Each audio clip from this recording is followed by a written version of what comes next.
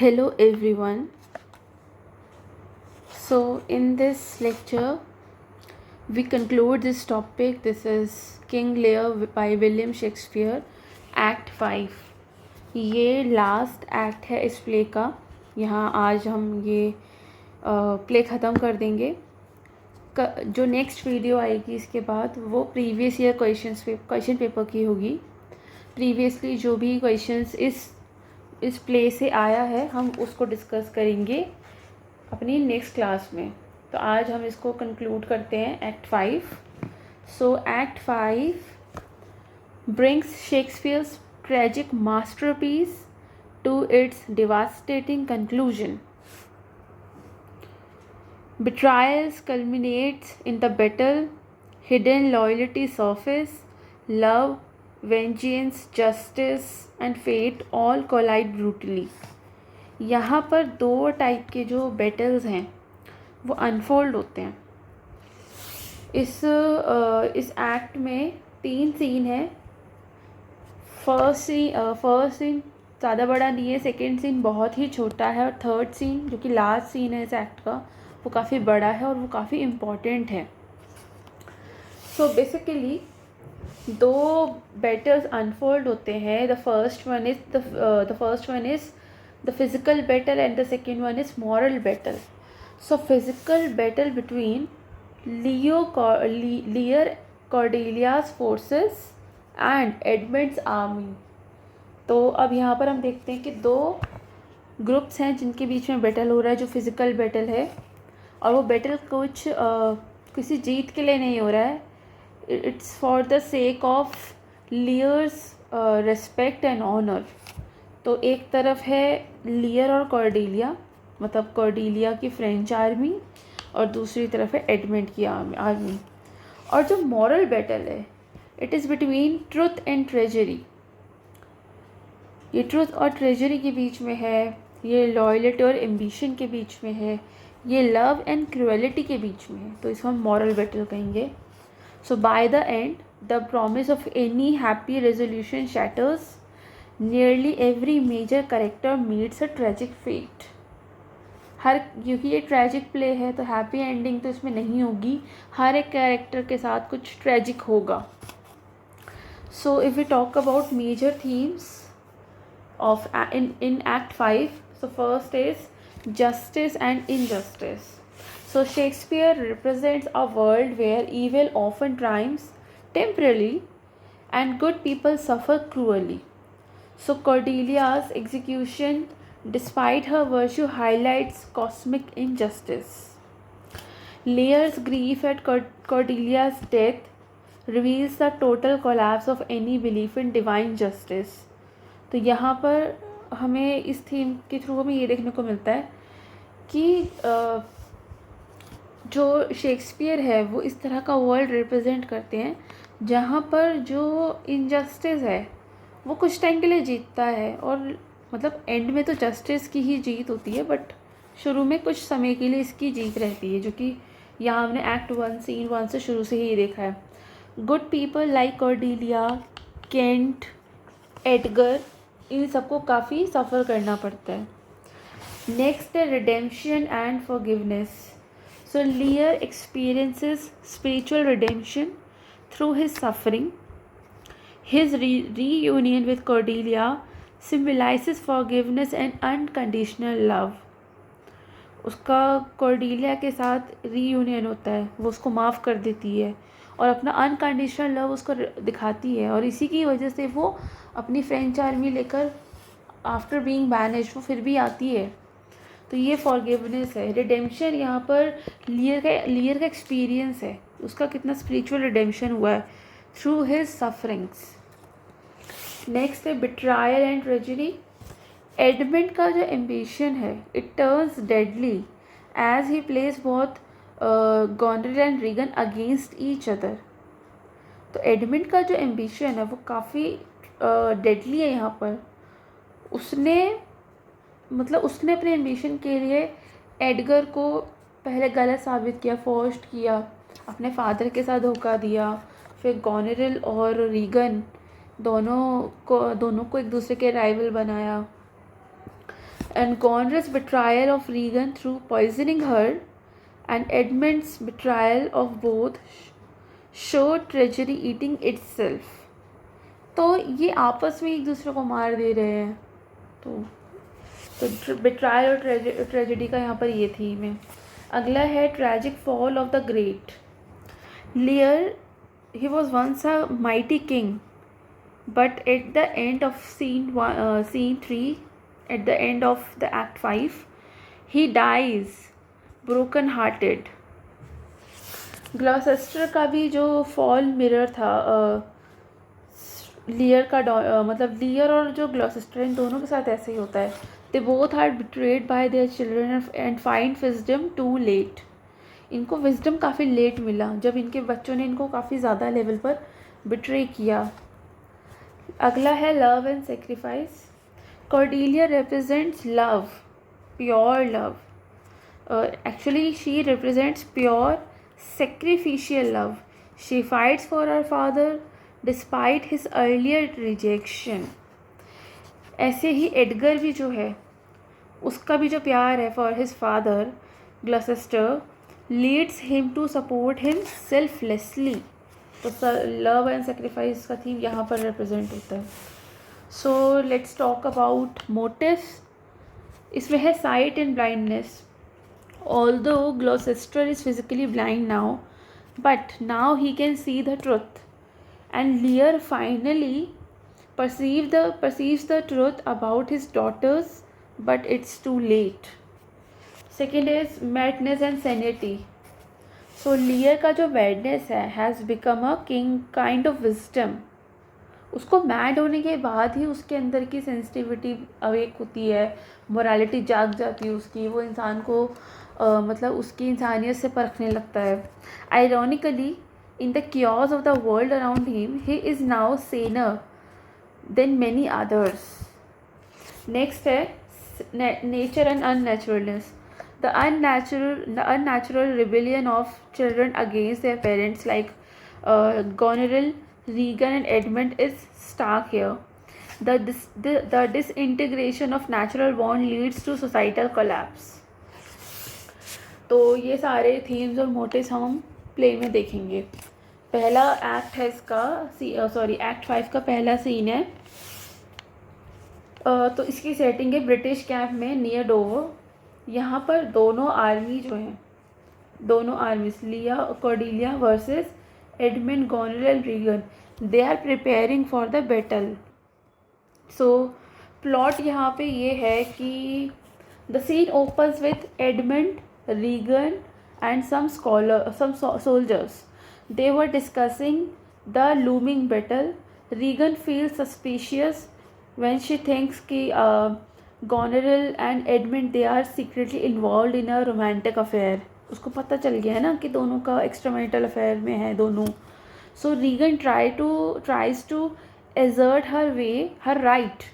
She tries to assert her right over Edmund. And it shows her jealousy and ambition. वो अपनी बहन से jealous हो रही है काफ़ी. सो गोनेरिल जो है वो आती है अपने हस्बैंड के साथ. Albany expresses that he supports fighting the French invaders but he doesn't support punishing Lear and Cordelia. क्योंकि वो उसका हस्बैंड है और लॉजिकली तो उसको अपनी वाइफ का ही साथ देना चाहिए और इस किंगडम का साथ देना चाहिए. तो वो वैसे तो वो लियर और कॉर्डेलिया के अगेंस्ट लड़ेगा, लेकिन मतलब टेक्निकली तो लड़ेगा, लेकिन वो सपोर्ट नहीं करता कि भाई अगर वो लोग जीत जाते हैं तो लियर और कॉर्डेलिया को पनिश किया जाए हार्शली जब उन्हें कैप्चर कर लिया जाएगा. बट रीगन और Goneril they seem intent on completely crushing their enemies and showing their cruelty. पर इनके तो प्लान है कि लियर और कॉर्डेलिया जब इनको हम हरा देंगे तो हम इनको बैनिश कर लेंगे, कैप्चर कर लेंगे और फिर हम इनको बहुत टॉर्चर करेंगे. अब तो अपने एनिमीज़ को पूरा क्रश कर देंगे हम. Albany announces that he will fight alongside them for England, but after the battle he plans to bring Edmund and the sisters to justice for their crimes against Lear. Meanwhile, Edmund privately reflects. He plans to kill Albany after the battle to consolidate his own power. He also intends to choose between Gondor and Rhaegar, whichever sister proves more useful to his ambition. ये बहुत ही manipulative है. ये अपने मन में ही plan बना रहा है कि जब हम जीत जाएंगे तो मैं एल्विनी को मार दूंगा और फिर मैं गॉन्ड्रेल और रीगन में से चूज़ कर लूँगा जो मेरे लिए ज़्यादा फ़ायदे वाली रहेगी, जो मेरे को ज़्यादा मेरे एम्बिशन के लिए यूज़फुल रहेगी, उसको मैं चुन लूँगा. But suddenly Edgar appears in disguise as poor Tom and hands a letter to Albany through a herald. Edgar जो है वो बता देता है एल्बनी को that if they win the battle, Albany must read the letter publicly. कि भाई ये जो लेटर है रखो इसको अपने पास और अगर तुम लोग जीत जाओ तो इसको पब्लिकली पढ़ना.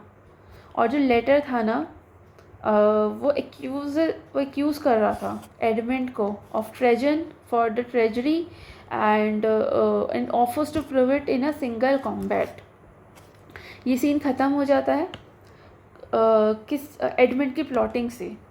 और एडमंड जो है he will ensure Cordelia and Lear are destroy if they will captured. वो तो बिल्कुल कन्फर्म्ड है कि अगर ये जीत हारेंगे तो इन्हें कैप्चर करेंगे और टॉर्चर करेंगे और मैं गॉन्ड्रेल और रीगन में से उसको चूज़ कर लूँगा जो मेरे लिए ज़्यादा फ़ायदेमंद है. सो दिस इज़ ऑल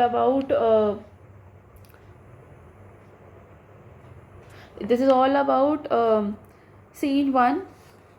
अगर हम कैरेक्टर्स डेवलपमेंट की बात करें तो यहाँ पर हमें रीगन की जेलसी देखने को मिलती है.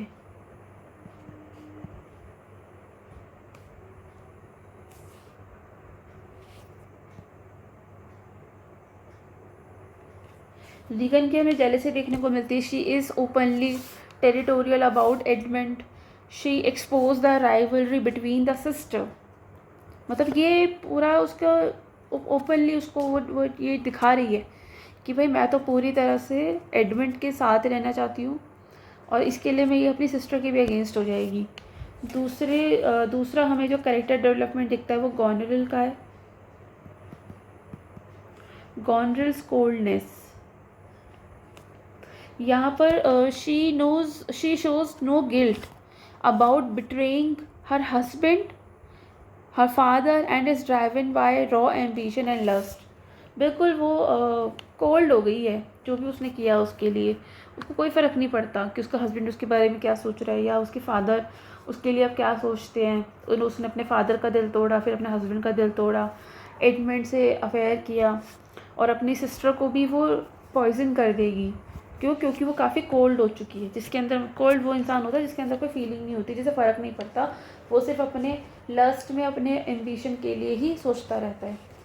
यहाँ पर एक और कैरेक्टर की हमें डेवलपमेंट दिखती है वो है एल्बनी. एल्बनी's मोरालिटी, उसकी मॉरल वैल्यूज़ काफ़ी हाईलाइट हो गई हैं यहाँ पर. तो basically he stands out as a character with some principles left intact unwillingly to support cruelty. क्योंकि टेक्निकली उसको उन्हीं का ही साथ देना पड़ेगा इसलिए वो क्रुएलिटी का सपोर्ट कर रहा है, लेकिन वो मोरली ये सब नहीं चाहता. और वो ये भी कह रहा है कि भाई मैं कॉर्डेलिया और लियर के साथ कुछ गलत नहीं होने दूंगा, मैं उनको फिर सेफ रखूँगा. एक और कैरेक्टर यहाँ पर जो काफ़ी दिखता है हमको वो है एडमंड. एडमंड की रूथलेसनेस, ये तो पहले दिन से जब से आया है इसका ये रूथलेस कैरेक्टर ही हमें दिख रहा है. Edmund's ambition knows no bounds. He plans betrayal on all sides to rise in power.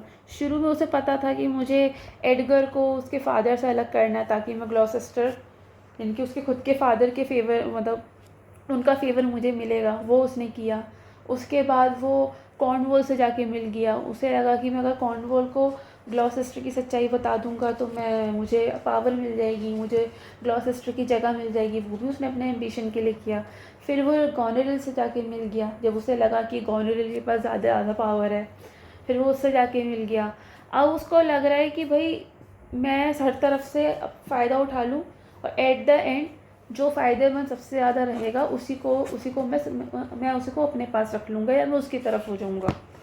तो वो ही always plan betrayal on every side to rise in power, his power.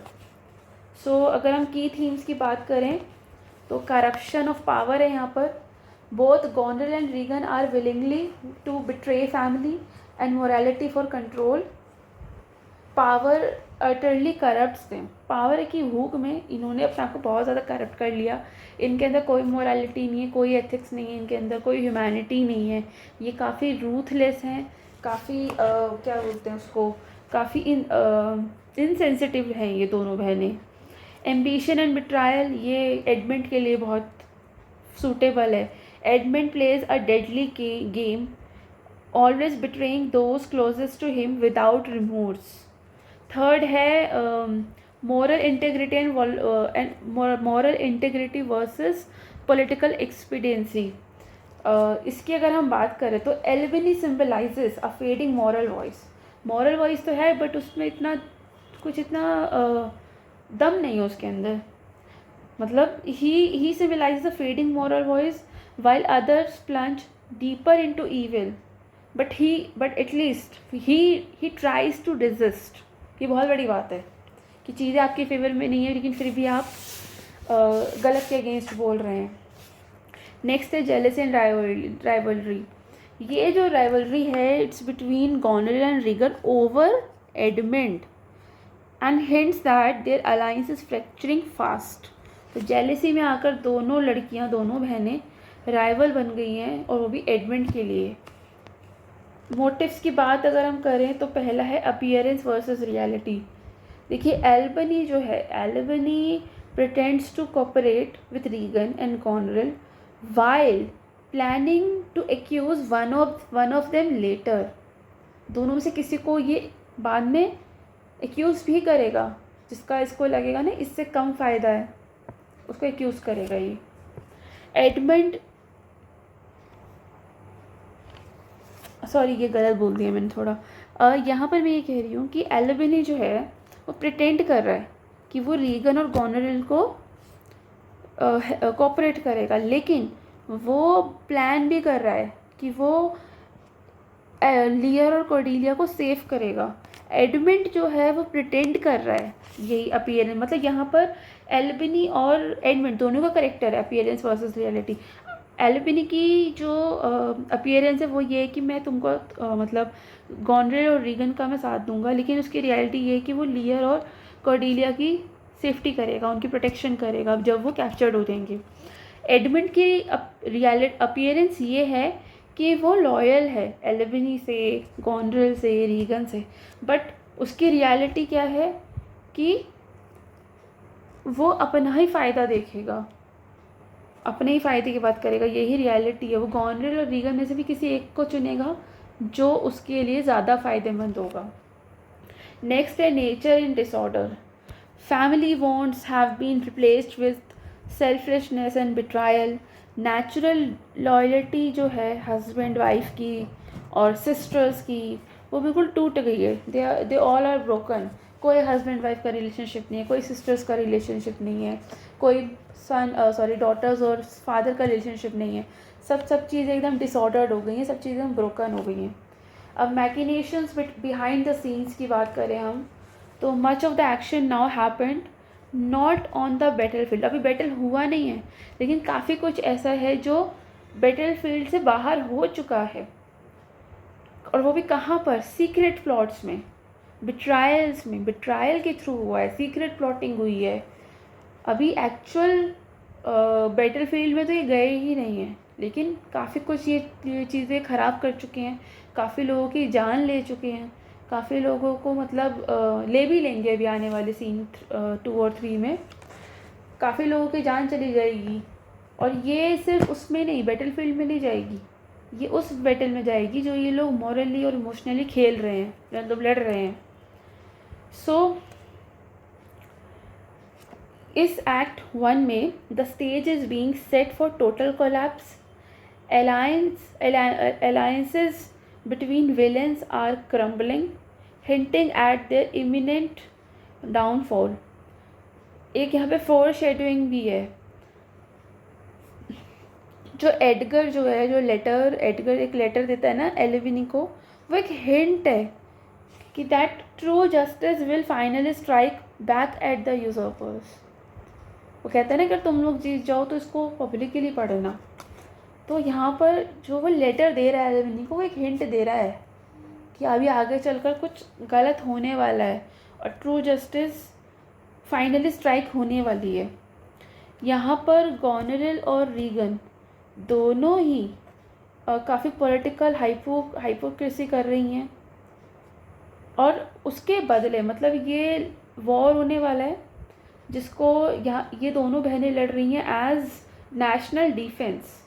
इस टर्म को ये यूज़ कर रहे हैं, लेकिन इसको यूज़ कैसे कर रहे हैं? As an excuse to settle their personal things, personal grudges जो है ना उनको कॉर्डेलिया से और लियर से, ये उसको नेशनल डिफेंस का नाम देकर अपने मतलब ये अपने पर्सनल जो ग्रजेस हैं टू देयर फादर और देयर सिस्टर, वो उसको निकालना चाहते हैं।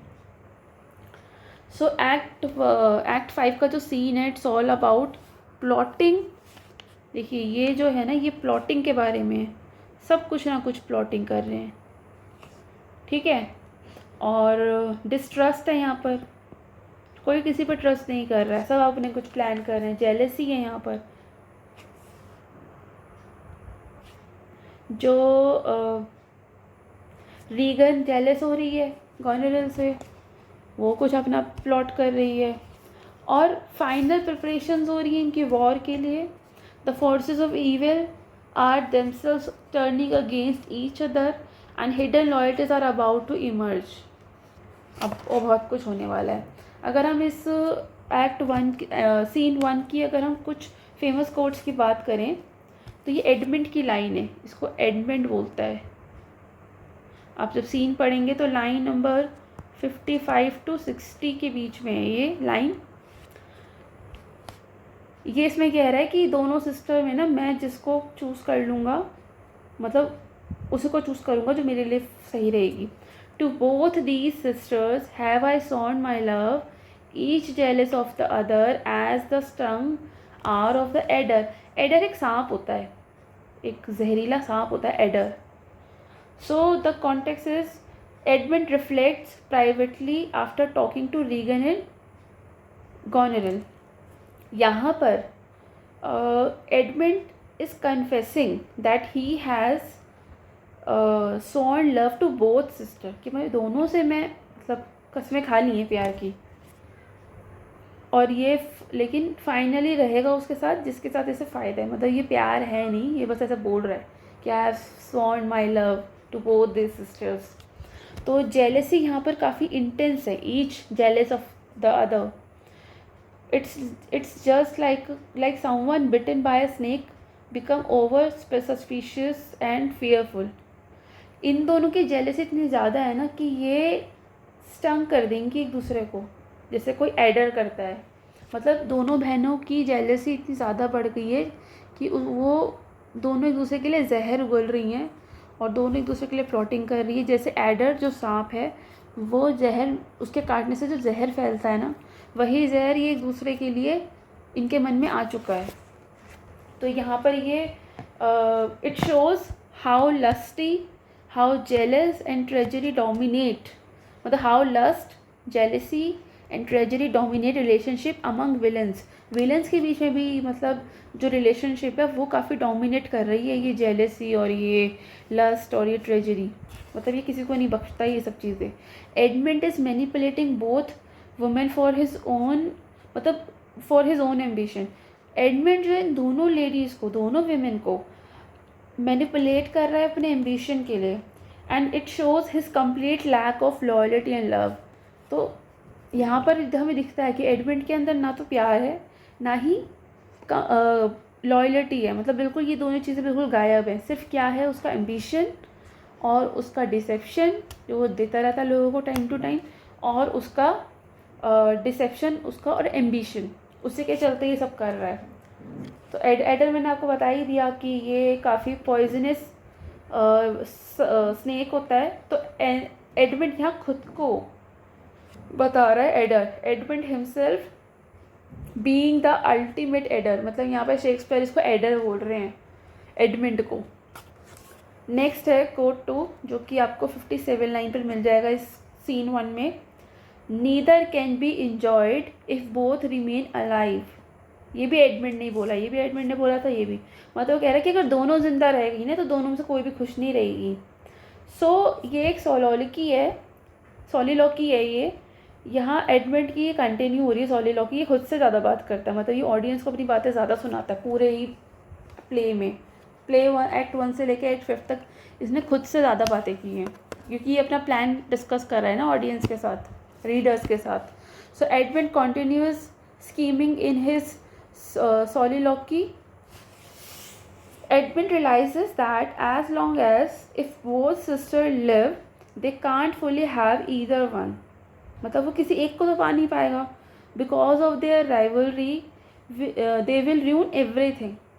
तो अगर दोनों मतलब कोई भी इंजॉय नहीं कर पाएगा अगर दोनों ज़िंदा रह गई तो दोनों में से किसी एक को मर जाना ज़्यादा बेटर है, उसके अपने पर्सनल एम्बिशंस के लिए भी, क्योंकि वो दोनों एक दूसरे के लिए काफ़ी प्लॉटिंग करेंगी और दोनों काफ़ी पावरफुल है डिसेप्शन में, मतलब धोखा दे देना, बिट्रायल करना, दोनों काफ़ी आगे हैं इस चीज़ में। तो अगर वो किसी एक बहन का भी साथ पकड़ता है तो दूसरी बहन अल्टीमेटली ऑटोमेटिकली उसके अगेंस्ट हो जाएगी और ये उसके लिए नुकसान दे सकता है। तो वो खुद से सोचा है कि दोनों में से किसी एक को इस वॉर में मर जाना चाहिए, इस बैटल में मर जाना चाहिए। So this line exposes the cutthroat selfishness among the villains. Edmund's ambition leads him to consider eliminating one sister, suggesting how personal desire fuel bloody outcomes. Shakespeare यहाँ पे हाईलाइट करता है that evil consumes itself, बुराई खुद को ही खा जाती है. The conspirators will eventually destroy each other. अब कोड 3 की बात करें, ये देखो इसी की नेक्स्ट लाइन है 58.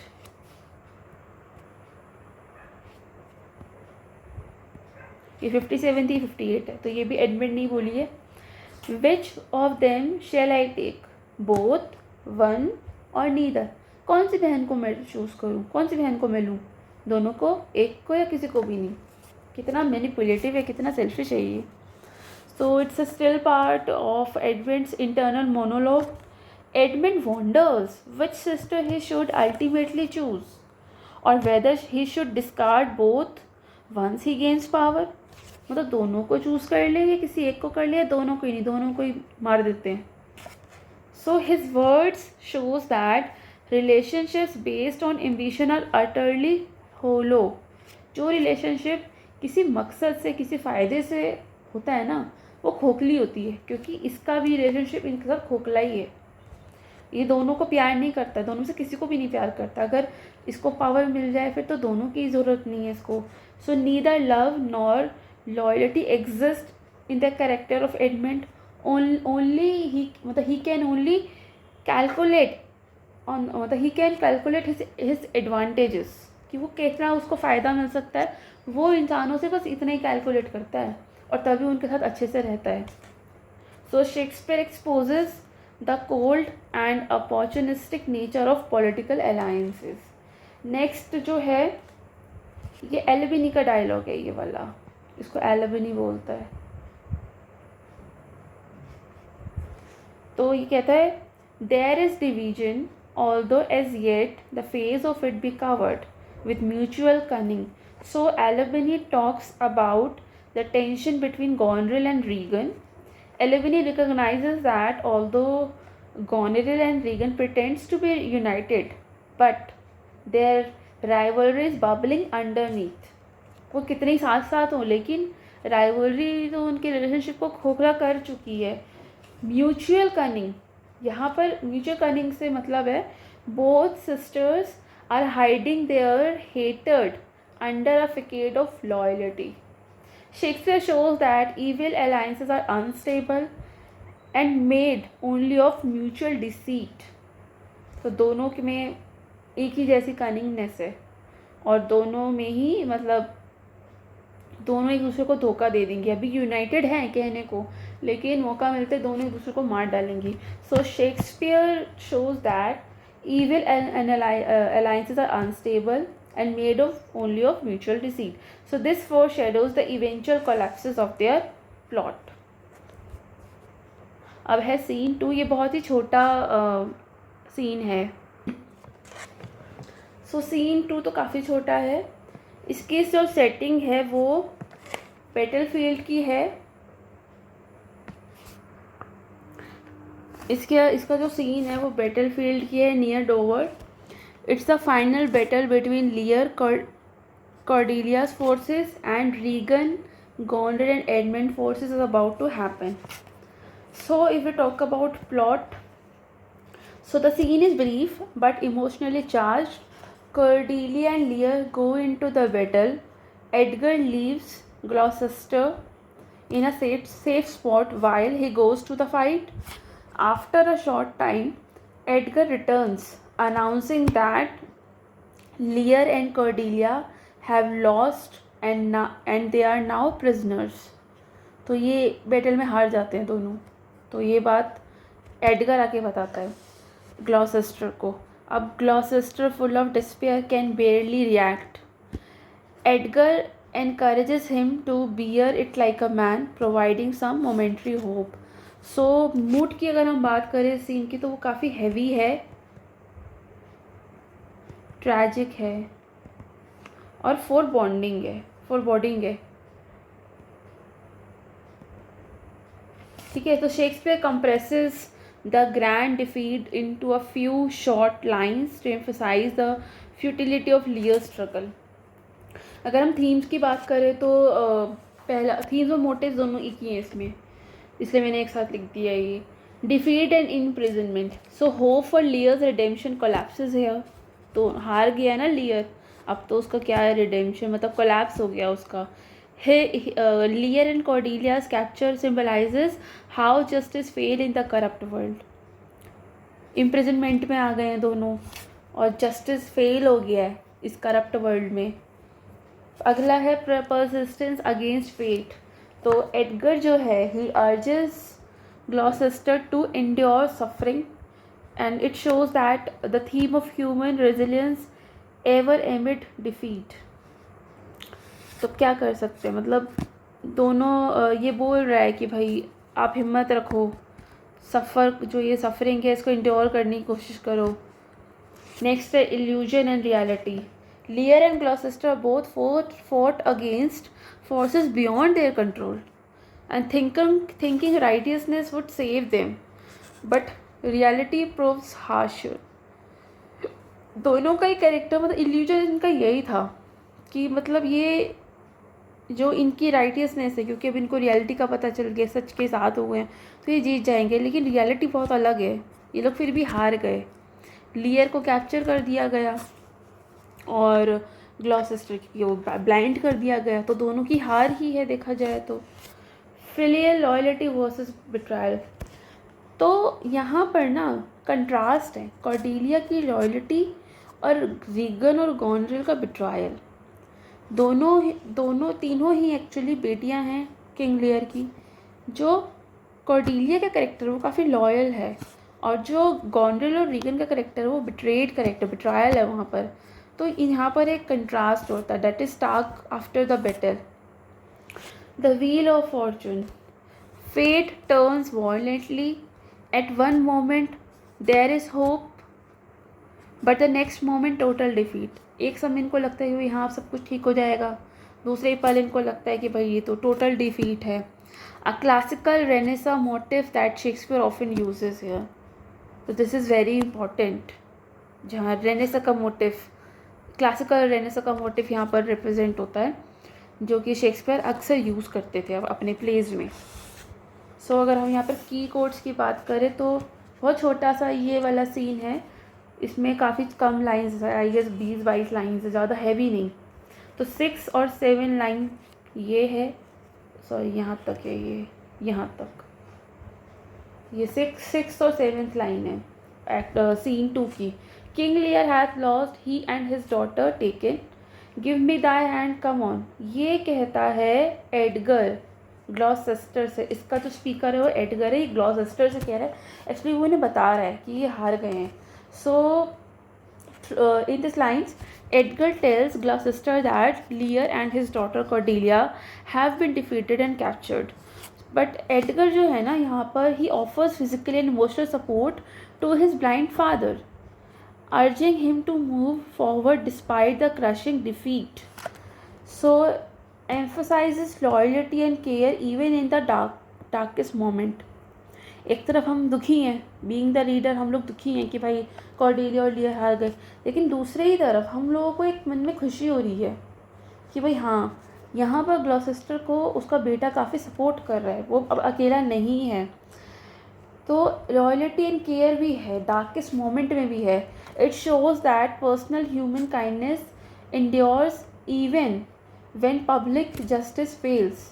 It also hints that inevitability of fate, no matter how noble Lear's cause was, he could not win. Next जो कोट है वो 9 और 10 लाइन की है, ये 9th लाइन है, ये 10th लाइन है. Men must endure their going hence, even as their coming heater. ये भी एडगर ग्लॉसेस्टर से ही कह रहा है. यहाँ पर एडगर जो है he encourages Gloucester, who feels hopeless after hearing about Lear's defeat. Just as human must accept their birth without choice. जैसे इंसान को अपनी बर्थ को चूज़ करना पड़ता है अपनी बिना चॉइस के, हमारी चॉइस थोड़ी होती है हम जहाँ भी पैदा हुए होते हैं. ऐसे तो फिर सब अच्छे अच्छे घर चुन लेंगे अगर चॉइस होगी, तो हमारी चॉइस नहीं होती है ये हम कहाँ पैदा हुए हैं. तो जैसे ही हमारी बर्थ हमारी चॉइस नहीं है, इसी तरह से हमें अपनी डेथ को भी ऐसे एक्सेप्ट करना चाहिए विदाउट रेजिस्टेंस. हमारे जीवन में बहुत सारी चीज़ें होती हैं जो हम चूज़ नहीं करते. जैसे हम जिएंगे कैसे है हमारे हाथ में, लेकिन हम पैदा कैसे होंगे और हम मरेंगे हम कैसे, या मरने के बाद हमारे साथ क्या होगा, हमारे शरीर के साथ क्या होगा, ये इसमें कोई चॉइस नहीं होती है. So a powerful meditation on human suffering and resignation to fate. Shakespeare reminds us that mortality and suffering are parts of human existence. Edgar's stoicism here represents the highest form of endurance against life's injustice. तो यहाँ पर ये scene 2 ख़त्म होता है.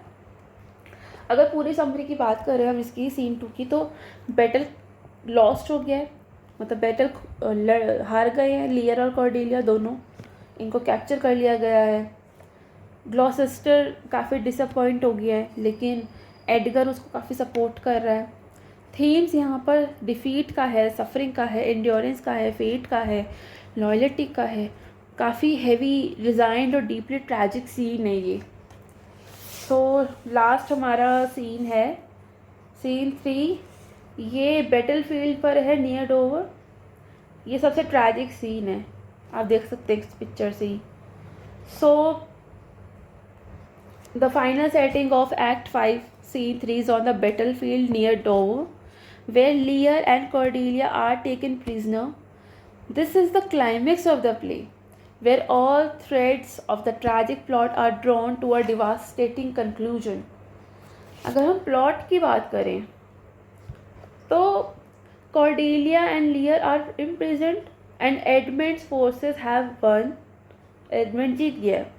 Gondrel and Regan both continue their manipulative behavior.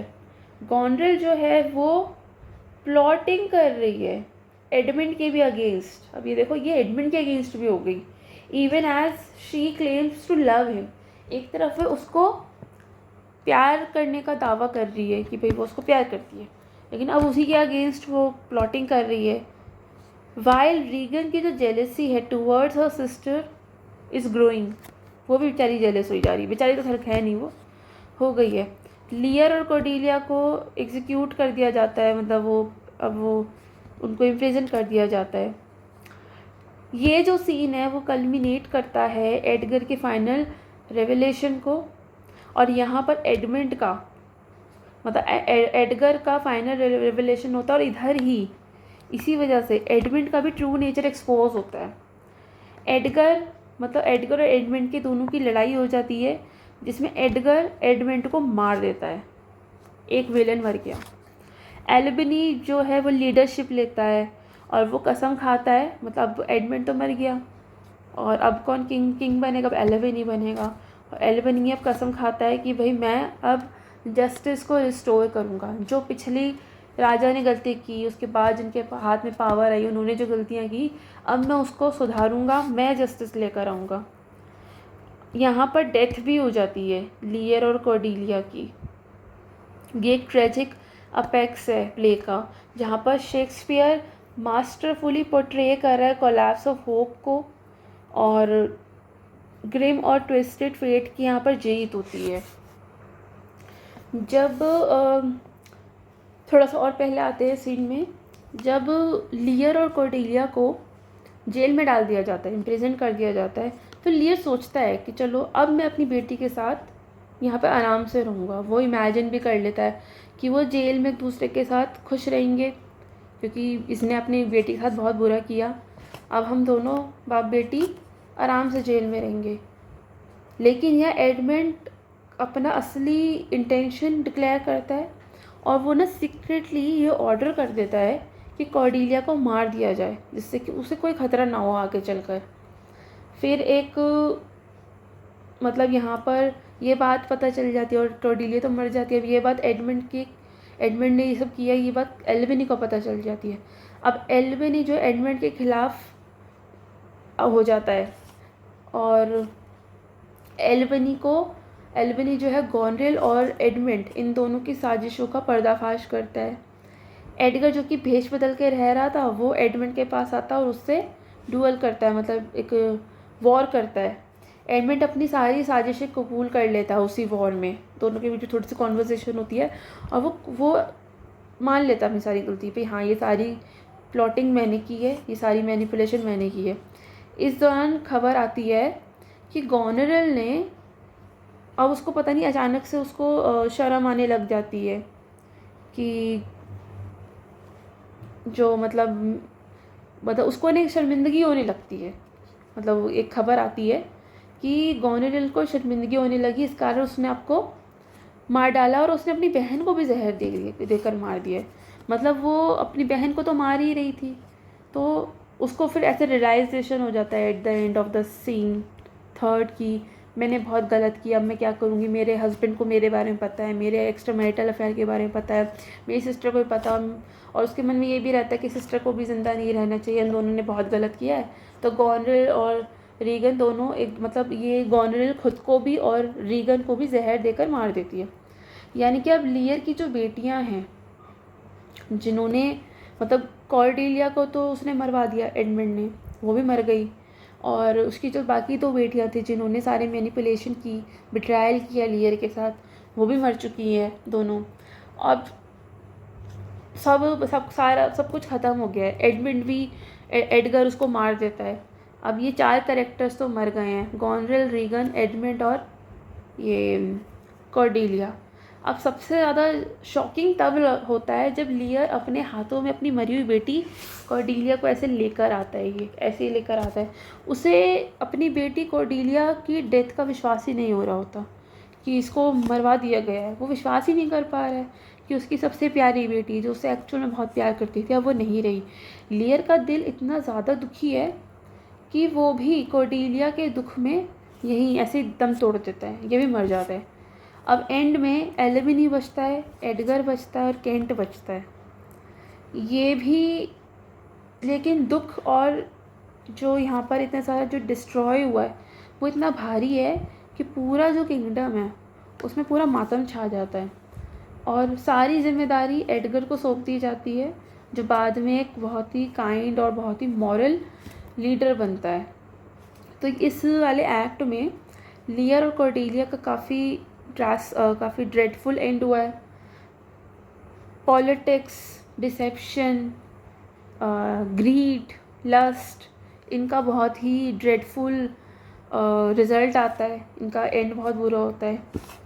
तो basically यहाँ पर काफ़ी कुछ हुआ है। तो जो डेथ हुई है लियर और एल्विनी, मैंने आपको बताया कि एल्विनी जो है वो तो अब उसने वो कसम खाता है कि मैं अब रिस्टोर करूँगा justice.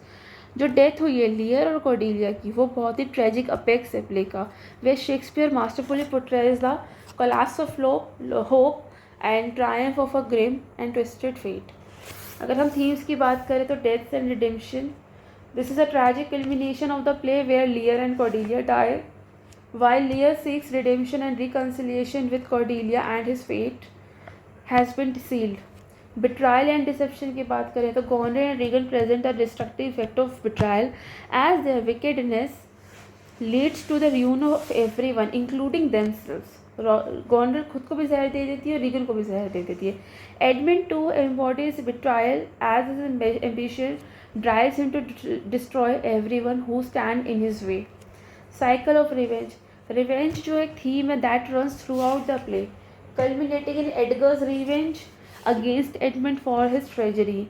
The cycle of revenge is ultimately empty, as it leads to nothing but destruction. हर किसी का यहाँ destruction हुआ है. The fall of kinship and the collapse of order. Lear का downfall हुआ, that mirrors the collapse of the social order.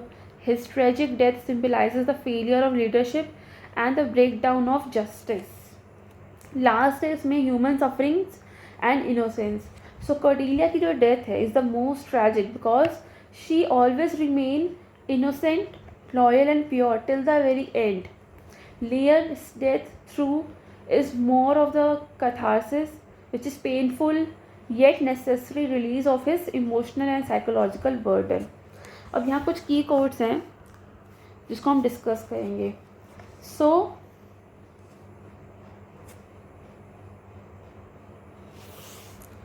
पहली जो की कोट है वो 8 से लेकर 11 लाइन तक है. लियर का डायलॉग है ये. जब इसको पता चलता है कि कॉर्डेलिया जो है वो भी प्रिजन में है, जब वो इमेजिन करता है ना कि they will live a simple and peaceful life, she will live the simple and peaceful life with Cordelia, तो कहते हैं no no no no, come let's away to prison, we two alone will sing like birds in the cage. When thou dost ask me blessing, till kneel down and ask for thee forgiveness, so we will live. दी मतलब होता है यहाँ पे you. ठीक है.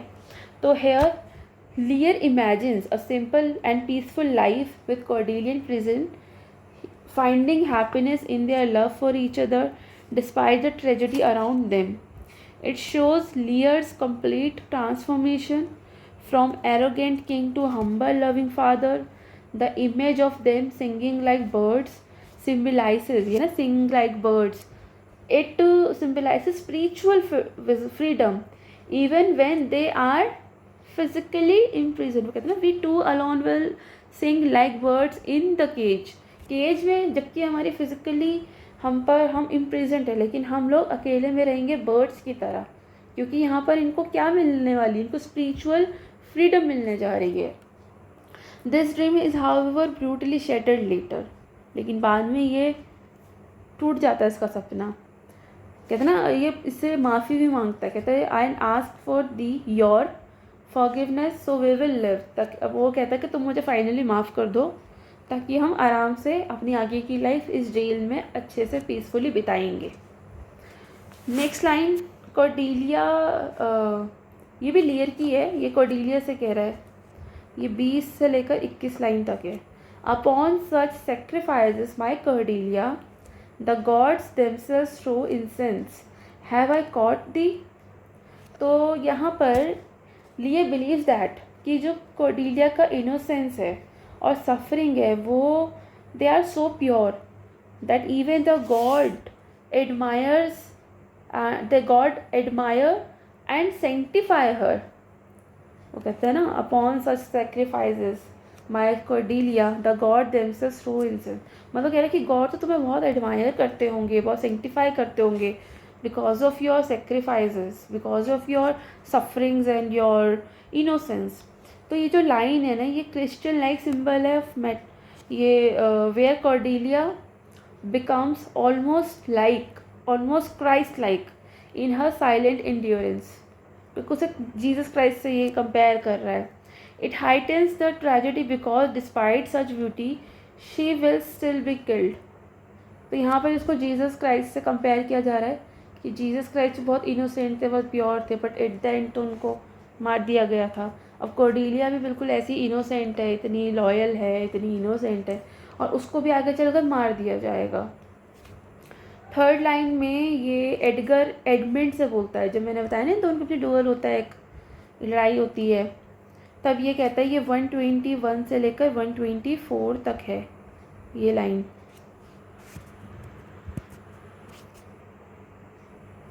124 तक है ये लाइन, ठीक है। तो यहाँ पर ये कहता है know my name is lost, my treasons to bear grown and canker bed, yet am I noble, the adversary I came to cope. So here Edgar challenges Edmund to duel. वो duel के लिए उसको क्या वो थोड़ा लड़ते हैं हम, वो इसको चैलेंज करता है। He says that although his name and honor have been destroyed by treachery, his innate nobility remains untouched. कहता है वो उसको कि उसका नाम और जो ऑनर है वो तुमने अपनी ट्रेजरी से, अपने बिट्रायल से भले ही डिस्ट्रॉय कर दिया हो, पर जो उसकी इन्नेट नॉबिलिटी है, जो उसके अंदर की नॉबिलिटी है, वो तो अभी तक अनटच है, उसको तुम कुछ नहीं कर पाए। It highlights the play's recurring idea that true nobility is in character not in titles and reputation. यहाँ पर हमें इस प्ले का एक्चुअल जो थीम है वो पता चलता है कि जो लॉयल्टी है, जो नॉबल कैरेक्टर है, वो किसी के भी कैरेक्टर में, मतलब उसके कैरेक्टर में होता है ये। अगर कोई नॉबल है, कोई इनोसेंट है, कोई अगर कोई किसी के पास कोई अगर मतलब इनोसेंट है, कोई लॉयल है, किसी का नेम है और ऑनर है, तो वो उसके कैरेक्टर में झलकता है, ना कि उससे टाइटल और रेपुटेशन में। कॉर्डेलिया अपने फादर से बहुत लॉयल थी, उसको बहुत प्यार करती थी, लेकिन जब वो उसके फादर ने डिसइनहेरिट किया, उसको बैनिश किया, तो उसने अपना कैरेक्टर बदला नहीं। उसने ये नहीं कहा कि अब मैं अपने फादर की राइवल हो गई हूँ। क्यों? क्योंकि वो उसका इनर कैरेक्टर था। ऐसे ही एडगर भी है। ये जो ऑनर है, नॉबिलिटी है, ये उसका इनर कैरेक्टर है। एडमंड ने अपनी बिट्रायल से उसका टाइटल छीन लिया होगा, उसका रेपुटेशन ख़त्म कर दिया होगा, लेकिन एडगर की जो इनर इन्नेट नॉबिलिटी है वो तो बिल्कुल अनटच्ड है, क्योंकि वो उसका इनर सेल्फ और उसे कोई नहीं छीन सकता। नेक्स्ट एडमंड का डायलॉग है, ये आपको 160 से लेकर 161 लाइन में मिल जाएगा। What you have charge me with that have I done and more, much more, the time will bring it out. So Edmund जो है वो यहाँ पे एडमिट करता है अपने सारे क्राइम, इवन विदाउट रिग्रेट। उसको रिग्रेट नहीं है, बहुत मैनिपुलेटिव है, वो कर रहा है। कहता है what you have charge me with that have I done and more, much more, the time will bring it out. So यहाँ पर वो अपने क्राइम्स को एडमिट कर रहा है, उसको कोई रिग्रेट नहीं है। Edmund hints that even more betrayal, ना मोर एंड मच मोर, मतलब और ज़्यादा betrayals and sin will be revealed later, ना time will be bring it out. और ज़्यादा धोखे होंगे, और ज़्यादा धोखे टाइम के साथ तुम्हें पता चलेंगे, वो टाइम के साथ रिवील होंगे। उसने और जितने भी पाप किए हैं, बिट्रायल किए हैं, कह रहा है, वो कहता है कि even more betrayals and sins will be revealed later. Edmund's frankness about his sins and betrayals shows the corruption of ambition, कि वो अपना जो क्राइम है, उसका जो सिन है, उसकी बिट्रायल्स है, वो कितना फ्रैंक होके बता रहा है। तो यहाँ पर ये शो करता है कि उसका जो कैरेक्टर है ना, एम्बिशन को लेके बहुत ज़्यादा करप्टेड है। How it blinds a man to morality until the end होने को आ गया प्ले का। उसकी डेथ भी होने वाली है, उसको लग भी रहा होगा कि मैं डेथ, तभी तो सब कुछ कमिट कर रहा है। उसे पता है मैं हार जाऊँगा, मैं मर जाऊँगा। एडमंड को ही बात पता है, अब वो सब कमिट कर रहा है, लेकिन फिर भी वो इतना मतलब इतना रूथलेस है कि अभी भी उसको कोई गिल्ट नहीं है। नहीं तो हम अक्सर मूवीज़ में देखते हैं कि जो भी बुरा कैरेक्टर होता है उसको एट द एंड उसको गिल्ट होता है, क्योंकि उसे पता है तो वो मरने वाला है। वो सब कुछ कमिट करता है अपने, एडमिट करता है, कमिट नहीं, एडमिट करता है सारे क्राइम्स को, सारे सिंस को वो एडमिट करता है और उसको गिल्ट होता है, वो माफ़ी मांगता है। लेकिन यहाँ ये ऐसा नहीं है, वो एडमिट कर रहा है, लेकिन उसको कोई भी गिल्ट नहीं है, उसे कोई भी रिपेंट नहीं है, कोई भी पछतावा नहीं है उसके मन में। वो उनको वो एक्सेप्ट कर रहा और कह रहा है कि धीरे धीरे तुम्हें और भी आगे पता चल जाएगा। नेक्स्ट लाइन में ये भी एडमिट का है, ये आपको 168 से लेकर 171 पर मिल जाएगा।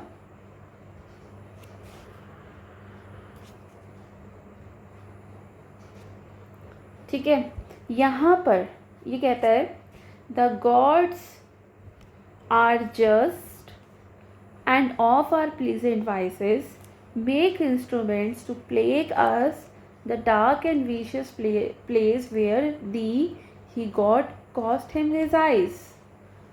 सो एडगर, ये एडगर ने बोली है लाइन में, एक मिनट, एडमंड ने बोली है लाइन। वो कह रहा है कि गॉड्स जो है वो पनिश, ये आप कंफर्म कर लेना, मुझे थोड़ा ध्यान नहीं है ये किसने बोली है। वो कहने का मतलब ये है कि गॉड्स जो हैं वो पनिश करते हैं लोगों को जो by making their own sin the cause of their suffering. भगवान जो है वो पनिश करते हैं लोगों को उनके लिए जो पाप उन्होंने किए हैं, और उन्हीं के पापों की वजह से उनको सफरिंग होती है। So the gods punish people bye making their own since the cause of their suffering. जैसे ग्लॉसेस्टर की एडल्ट्री जो है, हैविंग एडमंड, ग्लॉसेस्टर ने एडल्ट्री तो की थी जिससे एडमंड पैदा हुआ, और वही रीज़न था, वो उसका सिन था कि उसने बाद में फिर सफ़र किया। मतलब यहाँ पर ये कह रहा है कि इंसान अपने पाप करते हैं, अपने मतलब गलत करते हैं, पाप करते हैं, और वही पाप फिर से एक कॉज बनते हैं उनकी सफरिंग का। ना ग्लॉसेस्टर ने अगर इस तरह के कुछ पाप किया होता, मतलब अगर उसने, मतलब यहाँ पर ये एडमंड कह रहा है कि अगर, हाँ ये डायलॉग एडमंड नहीं बोला है, अगर ग्लॉसेस्टर ने एडल्ट्री नहीं की होती तो उसने एडमंड को भी जन्म नहीं दिया होता। Edmund being the illegitimate child, उसके साथ उसके मन में ये सब बुरी बातें नहीं आई होती। मतलब ये सब उसके मन में इसलिए आया ना क्योंकि वो इलिजिटिमेट था और सोशल नॉर्म्स में तो उसको कोई रिस्पेक्ट नहीं मिलती थी। तो वो पैदा ही नहीं हुआ होता, वो पैदा ही नहीं हुआ होता, ना उसके मन में कुछ बुरी बातें आती, ना वो मैनिपुलेटिव होता, ना वो एडगर को सफ़र करता, ना वो ग्लॉसेस्टर को सफ़र करता, ना वो ग्लॉसेस्टर की बात कॉर्नवॉल को बताता, ना कॉर्नवॉल गुस्से में उसको ही आंखें उसकी निकाल लेता। मतलब उसकी आंखें निकाल ली थी ना उसने। मतलब ग्लॉसेस्टर ने जो भी सफरिंग झेली है वो उसी के ही पापों का फल है। उसका सबसे पहला पाप था कि उसने एडल्ट्री की, जिससे एडमंड हुआ। अगर वो एडल्ट्री ही ना करता तो कुछ भी नहीं होता, इवन कॉर्डेलिया भी शायद ज़िंदा होती, रीगन और गॉनरिल में भी शायद नहीं होती ये सब, क्या बोलते हैं, ये राइवलरी भी नहीं होती। मतलब बहुत सारी जो भी चीज़ें गलत हुई हैं उनका जो रियल रीज़न है, रियल कॉज है, वो एडमंड है। चलिए हम उनकी बात छोड़ देते हैं, रीगन और गॉनरिल की बात भी छोड़ देते हैं। लेकिन जो कॉर्डेलिया की डेथ हुई उसको सीक्रेटली किसके ऑर्डर पे हुई थी? वो एडमंड के ऑर्डर पे हुई थी। एडगर को जो इतना सफरिंग में रहना पड़ा उसकी वजह भी ये एडमंड ही था। ग्लॉसेस्टर की आंखें निकाल दी गई, उसकी वजह भी ये एडमंड ही था। तो अगर ग्लॉसेस्टर ने एडल्ट्री नहीं की होती तो कुछ भी ऐसा नहीं होता जिससे ग्लॉसेस्टर को या किसी को भी उसकी वजह से कोई भी सफरिंग झेलनी पड़ती। तो काफ़ी मीनिंगफुल बात कही है वैसे एडमंड ने। So Gloucester's adultery having Edmund brought about his eventual blinding. This expresses the Elizabethan belief है in moral justice कि सिंस जो हैं, even the secret ones, sins कोई भी हो, चाहे पब्लिकली हो आपके, चाहे वो सीक्रेट में हो, अल्टीमेटली लीड टू र्यून। आपके सिन आपको र्यून तक ले जाएंगे, चाहे वो आपने कभी भी किए हों। तो ये बहुत बड़ा लेसन है, लाइफ लेसन है ये, कि अगर आपने कभी कोई पाप किया है तो यू विल हैव टू पे फॉर दैट। भले आपने सीक्रेटली किया, अब एडल्ट्री तो सीक्रेटली होती है ना, फिर भी ग्लॉसेस्टर को अपनी आंखें गंवा कर ये झेलना पड़ा। चलिए नेक्स्ट एडमंड का डायलॉग है, ये आपको 238 to 240 पर मिल जाएगा। ये कहता है, yet Edmund was beloved, the other poisoned for my sake and after slew herself। ये गॉनरिल के बारे में बोल रहा है कि हाँ मुझे तो प्यार मिला है, कि उससे मिला है जिसने दूसरे को मेरे लिए पॉइजन किया। तो कौन है वो? गॉनरिल है। गॉनरिल ने एडमंड के लिए ही अपनी खुद की बहन को पॉइजन किया और फिर बाद में खुद को भी कर लिया. So here we can see Edmund bitterly acknowledges that both Regan and Goneril loved him. देखा ना, yet Edmund was beloved. तो यहाँ पर दोनों ही, both Regan and Goneril loved him to the point of destroying each other. This tragic realization shows that destructive power of illicit love and ambition. It's ironic that Edmund, who manipulated others without feeling, it ends up witnessing the deadly consequences of their passion for him. मतलब वो उन दोनों का passion था कि दोनों एक दूसरे की जान की दुश्मन बन गई थी. मैंने गॉनरेल ने तो रीगन को पॉइजन ही कर दिया फॉर एडमंड ओनली, और फिर बाद में खुद भी मर गई. तो ये प्रूफ करता है कि एडमंड भी प्यार के लायक था और प्यार किया उससे. गॉनरेल ने ऐसे किया कि अपनी सगी बहन को मार दिया. अब ये 7th कोट है, ये आपको 255 लाइन से 257 पर मिल जाएगा. ये काफ़ी बहुत ही जो ये तब की लाइन है जब लियर एंटर करता है स्टेज में कैरिंग कॉर्डेलियाज डेड बॉडी. लियर के हाथ में ये वाला सीन जब होता है ना, ये वाला सीन, ये तब का डायलॉग है. 255 से लेकर 257 तक 3 लाइन्स हैं basically.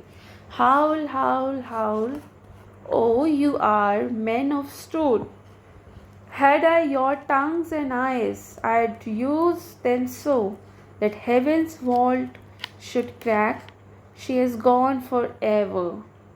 So Lear enters carrying Cordelia's dead body.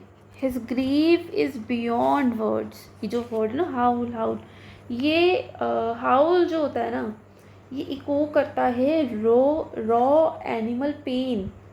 Animal pen को रिप्रेजेंट करता है ये वर्ड. जब कोई जैसे जानवर जो बहुत बहुत ज़्यादा पेन में है, करा रहा है ना दर्द से, तो वो हाउल करता है. तो ये बहुत ज़्यादा पेन में है, बहुत ज़्यादा पेन में लियर. सो दिस वर्ड हाउल, इसका 3 बार रिपीटेशन हुआ है. It echoes the raw animal pain which Lear is feeling now. He criticise other for being emotionally cold. वो सबको क्रिटिसाइज कर रहा है कि तुम कितने कोल्ड हो. Had I your tongues and eyes I'd use them so. You are a man of stone. मतलब तुम लोग पत्थर हो, तुम इंसान नहीं हो, तुम लोग पत्थर हो. तुमने कितने पत्थर दिल से मेरी बेटी को मार दिया. मेरी बेटी तो बड़ी इनोसेंट थी, बहुत ही प्योर थी, वही इकलौती थी जो मुझे बहुत प्यार करती थी. So he criticises others for being emotionally cold. ऐसा कहता है ये, o you are a man of stone. और वो विश करता है he could cry loud enough to break the heavens. मतलब वो इतनी ज़ोर ज़ोर से रोने के लिए कहता है ना, had I your tongue and eyes I'd use them so. मतलब वो इतना ज़ोर से रोना चाहता है कि it will enough to break the heavens so that heavens wall should crack. मतलब वो स्वर्ग की भी दीवारें टूट जाएं उसके रोने की आवाज़ से. She is gone for ever. बहुत ही ज़ोर से रोता है वो. This is the very emotional climax of the tragedy. मतलब एक फादर अपनी बेटी की डेड बॉडी हाथ में लेकर आ रहा है और वो इस तरह से रो रहा है. उसके पास शब्द नहीं है बयान करने को कि वो कितना दुखी है. उसके सफरिंग की, उसके दुख की, उसके पेन की कोई सीमा नहीं बची है. वो बहुत ज़्यादा करा रहा है दर्द से जो उसके दिल में उठ रहा है. मतलब ये एक बहुत दुनिया का सबसे बड़ा दुख है जो अब लियर फील कर रहा है. उससे पहले उसकी बेटियों ने धोखा दिया, वो सह गया, वो पागल हो गया, उसका किंगडम चला गया, उसका ऑनर चला गया, वो सब वो सहन कर गया. लेकिन जो ये दुख है ना, अपने ही बच्चे की डेड बॉडी अपने हाथों में ले लेना, ये दुनिया का सबसे बड़ा और सबसे आखिरी दुख है. इसके ऊपर कोई और दुख है ही नहीं इंसान का. तो अभी लियर बहुत बहुत बुरी हालत में है. This is the emotional climax of the tragedy. अगला डायलॉग भी लियर का ही है. ये 267 से लेकर 268 तक है। A plague upon you, murderers, traitors all. I might have saved her. Now she has gone forever. Cordelia, Cordelia, say a little. So Lear rages against the world for Cordelia's death. वो सबको, सब पे बहुत गुस्सा है, सबको murderers बोल रहा है, ट्रेटर्स बोल रहा है, सबको वो जिम्मेदार ठहरा रहा है, सब पर गुस्सा कर रहा है कि कॉर्डेलिया मर गई। He blames not just individuals but the entire corrupt system. वो किसी एक को नहीं ब्लेम कर रहा है, वो पूरे के पूरे सिस्टम को जो कि करप्ट हो चुका है उसको वो ब्लेम कर रहा है। उसको बहुत रेग्रेट है, उसका जो रेग्रेट है वो इस लाइन से पता चलता है, I might have saved her. ये बहुत रेग्रेटफुल लाइन है ये। It shows his final realisation of his helplessness. यहाँ हम देखते हैं कि ये लियर बीइंग द फादर कितना हेल्पलेस है, इसकी हेल्पलेसनेस को ये बहुत ज़्यादा शो कर रहा है। एंड इट शोज़ हिज क्या बोलेंगे उसको, बहुत गहरा पेन है। And the consequences of his earlier mistakes. वो मतलब रो के कहता है, now she has gone for ever. Cordelia, Cordelia से लेटर, तो कुछ तो कहो। कॉर्डेलिया के लिए वो मतलब वो बहुत बहुत बुरी तरह वो रो रहा है, उसके दुख की कोई सीमा नहीं है। आगे फिर से वो लियर का ही डायलॉग है, ये 306 से लेकर 307 तक है। वो कहता है, do you see this, look on her, look her lips, look there, look there. ये इसके फाइनल मोमेंट्स है। लियर इमेजिन कर रहा है कि शायद Cordelia still breathing, his mind devastated by grief. मतलब उसका माइंड ना सच में बहुत ग्रीफ से डिवास्ट हो गया है। And he clings to hope even as reality offers none. His hallucination is both heartbreaking and symbolic. The refusal of a love heart to accept the cruelty of death. उसका दिल मान नहीं रहा है, उसको लग रहा है कि कहीं शायद वो लिप्स को कहते हैं ना, look on her, look her lips, शायद वो अभी भी सांस ले रही है। मतलब देखो देखो कहीं वो सांस तो नहीं ले रही है, मतलब उसके पागलपन की हद हो गई है। इसके बाद ना लियर का बहुत बड़ा डायलॉग होता है जिसमें वो अपने थकावट को दिखा रहा है कि मैं थक गया हूँ, मतलब अब मेरे लिए इस दुनिया में कुछ नहीं बचा, सब कुछ ख़त्म हो गया। ये लाइन है एक्चुअली शेक्सपियर की रिटायरमेंट को भी रिप्रेजेंट करता है कि शेक्सपियर अब बूढ़े हो गए हैं, वो भी अब ज़्यादा कुछ नहीं लिखना चाहते। और इसके बाद उन्होंने एक्चुअल में शायद 1-2 प्ले और लिखे, मुझे एग्जैक्टली याद नहीं है। उसके बाद उन्होंने फिर रिटायरमेंट ले लिया था। तो लियर जो है ना कहीं मतलब मैडनेस को तो नहीं कह रही मैं, लेकिन जो इसकी थकावट है, अब ये सब कुछ छोड़ देना चाहता है, ये रिप्रेजेंट करता है। इवन शुरू में भी लियर अपनी किंगडम अपनी 3 बेटियों में बांटना चाहता था बिकॉज वो रिटायरमेंट चाहता था अपने काम से। तो ये शेक्सपियर की भी कहीं ना कहीं यहाँ पर पर्सोनिफिकेशन, मतलब पर्सोनिफिकेशन जो कहेंगे यहाँ पर, ये इसकी इमेज है लियर के कैरेक्टर में कि अब जो है शेक्सपियर खुद भी रिटायर होना चाहते हैं, वो अपने काम से छुट्टी पाना चाहते हैं, जैसे लियर भी छुट्टी पाना चाहता था और अपने रिटायरमेंट लेना चाहता था। अब यहाँ पर ये जो लाइन है ये बेचारे की लियर की मैडनेस की पीक है कि उसको लग रहा है कि कहीं मेरी बेटी फिर से तो नहीं ज़िंदा हो गई। मतलब बहुत ही मतलब उसके लिए बहुत ही हार्ड है to accept the cruelty of death कि अब जो मर गया वो तो अब ज़िंदा नहीं होगा दोबारा। अब ये लास्ट कोट है हमारे इस टॉपिक की, जो कि एडगर बोलता है, the weight of this sad time we must obey, speak what we feel, not what we ought to say. ये आपको 323 से 324 लाइन पर मिल जाएगा। So they are almost final words of the play. Edgar says that they must respond to sorrow, honesty, not with false formalities. भाई हमें ओबे करना पड़ेगा इस बुरे समय को, हमें इसको एक्सेप्ट करना पड़ेगा.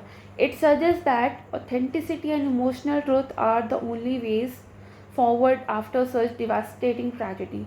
Shakespeare leaves the audience with a message of mourning. mourn कर रहे हैं ना ये, mourning and moral reflection. Sorry for this writing से लिखती हूँ मैं.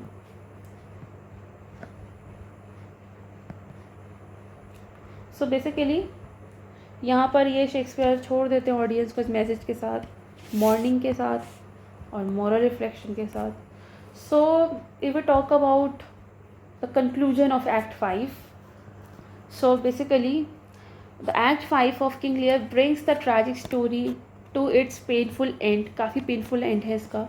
The characters face the consequences of their action, and the world Shakespeare presents is filled with sufferings and losses. Though some characters like Edgar and Elveny seem to have chance at leading with integrity. इन दोनों को chance मिला है कि अब ये इस kingdom को फिर से चलाएंगे क्योंकि सारे पुराने जो करप्ट लोग थे वो तो मर गए. उनको एक सेकेंड चांस मिला है कि वो अपने इस किंगडम को इंटेग्रिटी के साथ चलाएं. जो डेथ्स हुई हैं कॉर्डेलिया और लियर की वो काफ़ी पेनफुल है and it overshadows any hope of peace and restoration. Lear के जो फाइनल मोमेंट है विद कॉर्डेलियास लाइफलेस बॉडी, ये वाला सीन, ये लियर के जो फाइनल मोमेंट्स है with Cordelia's lifeless body are heartbreaking. हमारा दिल बहुत टूट जाता है, ऑडियंस का भी दिल बहुत टूटता है. लियर्स cries shows the depth of his grief and the overwhelming pain of losing the one person who truly loved him. This scene reveals the harsh reality that sometimes good people suffer and evil does not always get punished in the way we hope. हमने तो सोचा था कि भाई गॉन्ड्रिल और Regan और Edmund को कोई बहुत बड़ी सज़ा मिलेगी ये सारी कॉन्स्पिरेंसीज के लिए जितनी भी मैनिपुलेशन की, लेकिन ये तो इन्होंने खुद को ही, मतलब रीगन और गॉन्ड्रिल तो जहर खा के मर गई. गॉन्ड्रिल ने दोनों अपने आप को भी जहर दे दिया और रीगन को भी दे दिया. एडमंड भी फट ऐसे मर गया. हमने तो लेकिन कोई बहुत बड़ी पनिशमेंट सोची थी ना इनके बारे में. तो ये सीन रिवील करता है कि evil does not always get punished in the way that we hope. Actually in the end King Lear is not about victory. King Lear जो प्ले है ये विक्ट्री के बारे में नहीं है, बट अबाउट द सोरो that comes with understanding life's harsh truths. The play shows us that love, loyalty and wisdom do not always lead to survival or happiness. This is true. Cordelia और Lear की जो death है, they are reminders that life is unpredictable and sometimes we only realize what really matters when it's too late. So this is the moral message of the story. So the play closes on a note of mourning and leaving us with question about, ये एक कुछ question हमारे mind में ये छोड़ रही है. ये जो प्ले है ये कुछ क्वेश्चन हमारे माइंड में छोड़ता है मॉर्निंग के साथ, मतलब मॉर्नफुल हमें ये छोड़ रहा है. और क्वेश्चन यहाँ पर है जस्टिस का, फेट का और ह्यूमन सफरिंग का.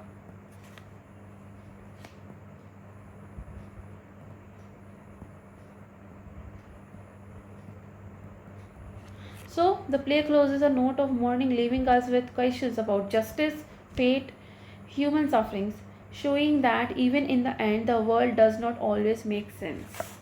So this is all about Act 5. In our previous videos we have discussed all acts with all with the detailed explanation of scene wise detail. हमने सारे जितने भी प्ले का जितना भी एक्ट पढ़ा है उनमें जितने भी सीन्स हैं हमने इसको हर एक सीन को डिटेल में डिस्कस किया है, वेदर इट्स थीम्स और मोटिव्स और की कोड्स और प्लॉट और जो भी कुछ है हमने सारा अच्छे से डिस्कस किया. आप प्रीवियस वीडियोस को फिर से देख सकते हैं. नेक्स्ट वीडियो में मैं इसी टॉपिक के प्रीवियस ईयर क्वेश्चंस को डिस्कस करूँगी कि किस तरह के क्वेश्चंस पेपर में आते हैं और उनके आंसर्स कैसे होने चाहिए. So thank you so much for being here. हम लोग नेक्स्ट क्लास में मिलते हैं। Thank you.